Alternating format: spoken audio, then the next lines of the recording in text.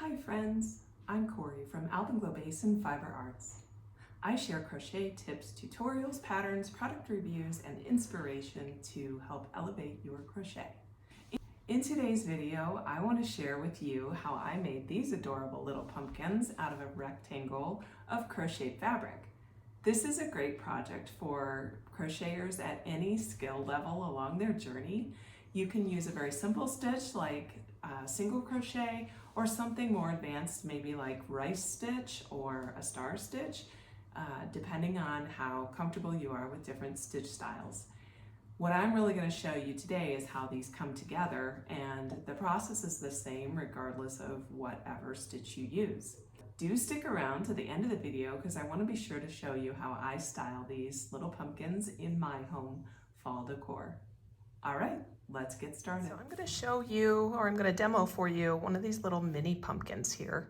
But honestly, you can make them any size you want, and it all just depends on how big of a piece of crochet fabric you make and how much stuffing and supplies you have. So let's talk about what you'll need to make it.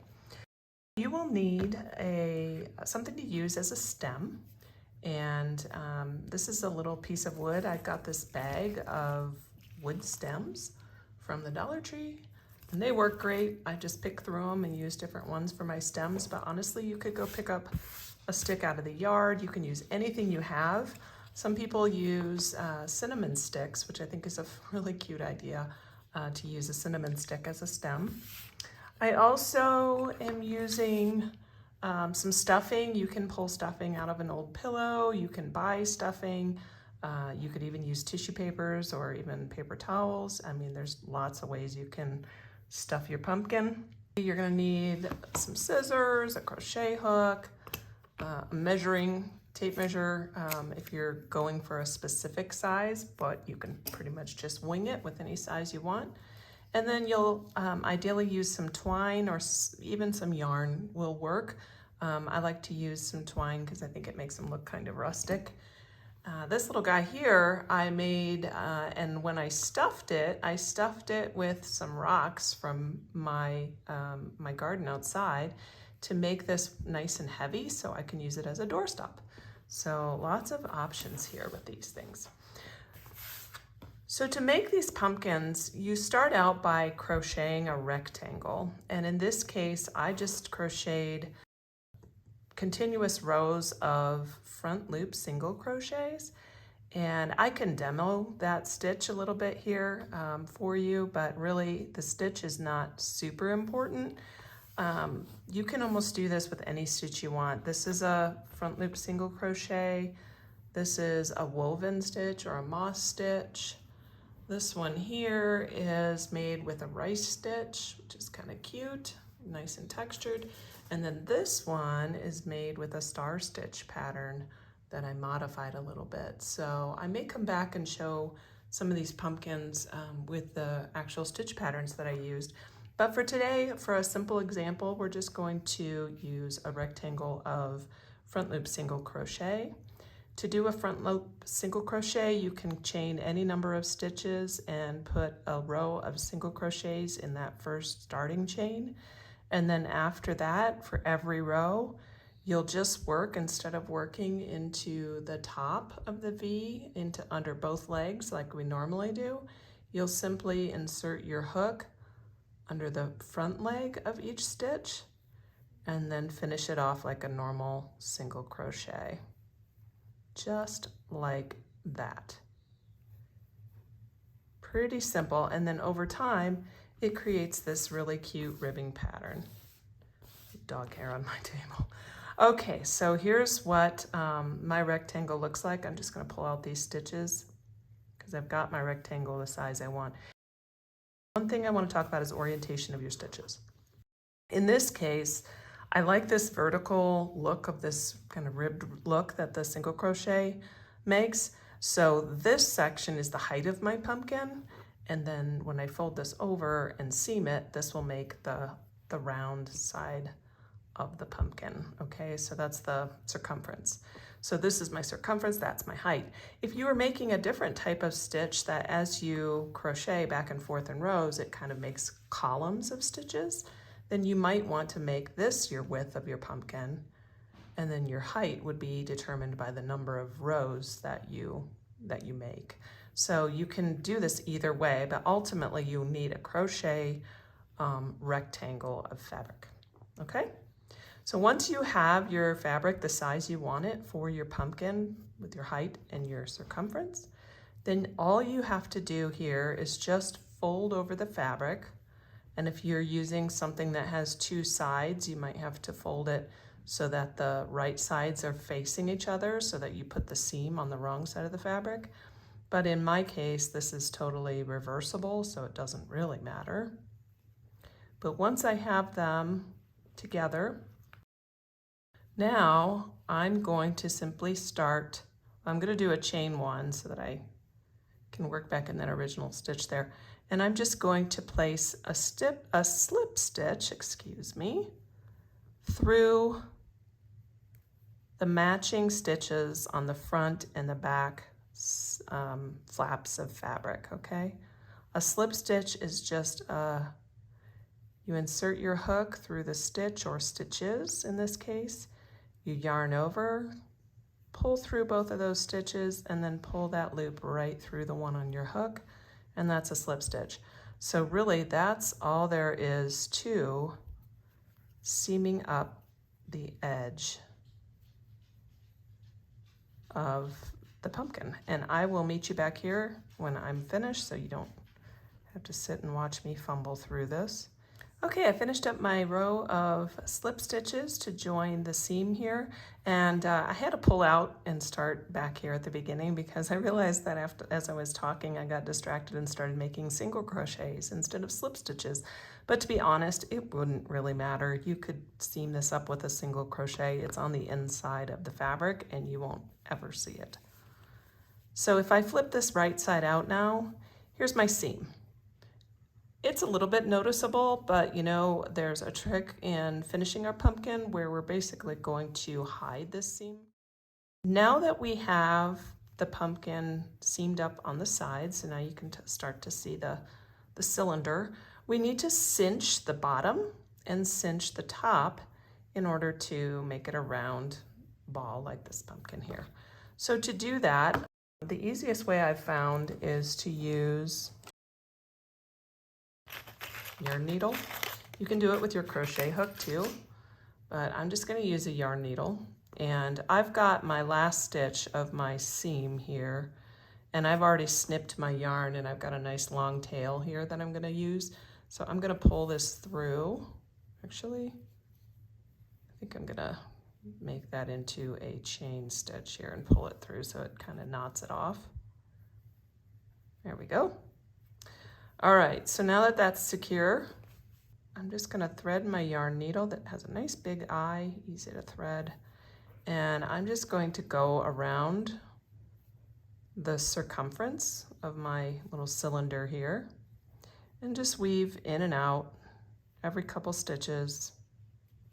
You do not have to be exact here. Yeah, keep going in and out all the way around till you get back to the beginning, and then I will show you here in a moment how to cinch that closed. All right, I think I'm back to the beginning, and I just pulled that nice and tight, and I've closed my bottom or top of the pumpkin, it doesn't really matter. Closed it up, there's no hole there. And at this point, I like to just go through my yarn a little bit, maybe crossing over if there does seem to be a little bit of a hole left over, and just run through there a couple times, making a knot to tighten it down nice and tight so that holds. And that takes care of closing up the bottom of the pumpkin. At this point, I would just leave this one alone, and I'm going to grab another piece of yarn, and I was running out of yarn because I was utilizing the end of one of my skeins here. So I'm just going to put a slip knot on my hook and join anywhere along the top rim here with a chain or a slip stitch, I guess. And then I'm just going to pull that tail through so that I have a nice anchor point. And same thing here, I'm going to thread my needle and go in and out around the perimeter just like I did on the other side. And I'll meet you back here in a moment. The only thing I won't do on this side is I'm not going to cinch this all the way closed. I'll show you how we're going to stuff it before we do that. So I'll be right back. Now we're going to use some stuffing and literally just fill up our little mini pumpkin. So now I'm just going to grab that tail after I have it stuffed, and I'm going to pull it tight to close off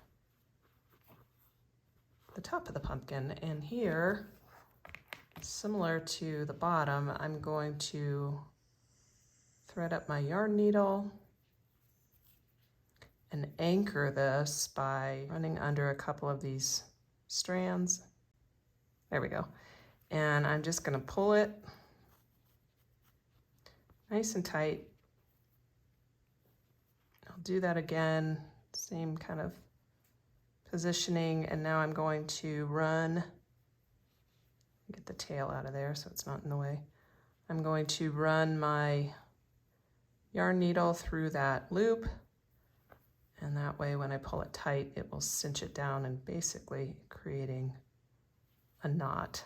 Once you have it knotted off really well, I would recommend weaving in this tail. I think this type of knot, if you were to cut it off close to the top, you might have a problem with it coming undone. So I'm just going to run this back and forth through my stitches a couple times, maybe 3 times. And then on the very last one, I'm going to tuck in here and go split the yarn, one of these strands, split that yarn. That's how I normally do my weaving. And then we are at a point where we can just trim pretty close to the work, that little tail, and it's gone. One thing I like to do to make my pumpkin kind of, instead of being puffy like this, I like to sit, kind of squash it down. So one way to accomplish that is to put this long tail back on the yarn needle and stick it right through the bottom and through the pumpkin, right out the top. Pull that through and kind of squish it down just like that, and then do the same thing where you run it through some of the strands up here, back through that loop to secure it and anchor it down. And now my pumpkin is kind of squashed down like a squash. At this point, I think I'll just finish weaving in this end. I've knotted it off again here. I'll finish weaving it to hide it, snip it off, and then I'll meet you back here. Now that we have everything weaved in, the next thing I want to talk about is the stem. So in my pumpkin here, I've got a pretty narrow stem, and at the top where I seam things off, I've kind of worked my finger in there to make a bit of a gap there, and then I can force that little stem right in through there, and it will likely stay put for the uses that I have it, mainly just on display. If I wanted to secure that really good, if there's gonna be somebody little hands playing with it or something like that, I might use some hot glue or something to glue it in. But for me, it's got a pretty good tight pressure fit, and I think that will be good for the stem. Okay, so you can do that. If you're using a thicker stem for a pumpkin, this is a bit of an exaggeration, but if you had something like this, then you would want to, when you cinch up that top, you would want to put that stem in there and cinch the top around that before you locked everything down and weaved in your ends so that you have enough space for that stem to go in there. Next step then is to create the little ribbing around the pumpkin. And in this case, I used just some more of my white yarn. You can kind of see it here if I push down the edges. You can use that. I'm out of white yarn at this point, other than just a little tail I have left. On one of these, I think it was this one. This one, I actually used some twine to make the little ribbing around the edge, and you can see as I squish it, it kind of disappears. So I think that's what I'll use on this one. So I'm just gonna grab some twine. This you can buy at any craft store, Walmart, really just about anywhere, and cut off a nice long length of that we will use to make the ribbing around our pumpkin. And you can do this with the stem on or off. I'm gonna try to work around the stem here. So as I look at my pumpkin, I'm trying to find the seam, and it's not super visible, but I can see that the seam is right here. So I'm going to make sure that one of my ribs goes right over that seam so that it totally disappears and you can't see it at all. So that's going to dictate where I start ribbing mine. And then I'm just going to go straight across from this one, and I'm kind of nestling this in along one of those ribs that's formed by the stitch, just because I think it looks nice that way. So once I have this on the bottom, then I'm just simply looping one end around the other and tightening that down a bit. So then, now that I've got that pulled in on the sides, I'm just going to simply twist down here to the next position where I want to pull in the edges. And for this one, I think I'm going to go right here. And then I kind of want to go pretty much across from that. And then that will bring us back up to the top. And once again, just tie this. And you kind of want this, you have to decide which side of the stem you want to go on here if you're going to do this with the stem on. I'm just going to tighten that one. That creates another rib. And then for the last one, I can see that the spot I want to go is the spot that I haven't pulled in yet. And once I got that lined up, I'm going to flip it over one more time to the bottom, coming back to the middle.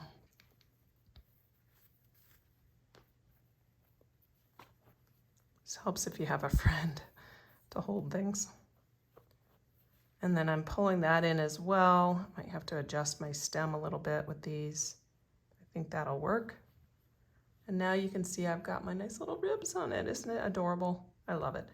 All right, so now I'm going to simply tie a knot down here in my twine, trying not to let go of the tension so I don't lose my little ribs.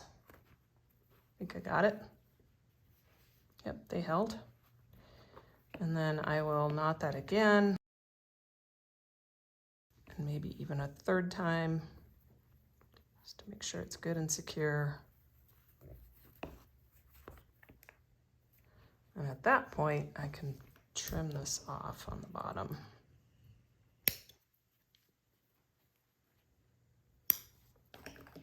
All right, and there is your little pumpkin. And that's about it, guys. The only other thing that I like to do is I like to take some twine, leftover twine, and put a little bow around the top, the stem. And this serves two purposes. One, it's super cute and makes it look like there's like a little leaf on it and some little stringy things hanging off. But the other purpose that it serves, there we go, there's my bow. It's not a super great bow. I might use a little longer piece of twine. The other purpose that it serves is it kind of masks any of the areas on the top where you folded over your ribs coming up, where you made your turns with the yarn. You can just sort of mask that off. And again, here too, you could put a little dot of hot glue on there if you want to make sure everything holds nice and tight. You can make this a little bit longer so you get little twirly things sticking out. You can do really anything. You can see mine. This one's kind of short on this other little mini pumpkin. This one on my doorstop is quite a bit longer. You could probably curl those some way. You can do all sorts of things. You could use ribbons or anything you want, but that's it. this is your pumpkin. So if you enjoyed this content, please subscribe, please like this video, please comment on what stitch would you use to create your rectangles to make your pumpkins. I think these all are just so adorable, and I will probably be making several more.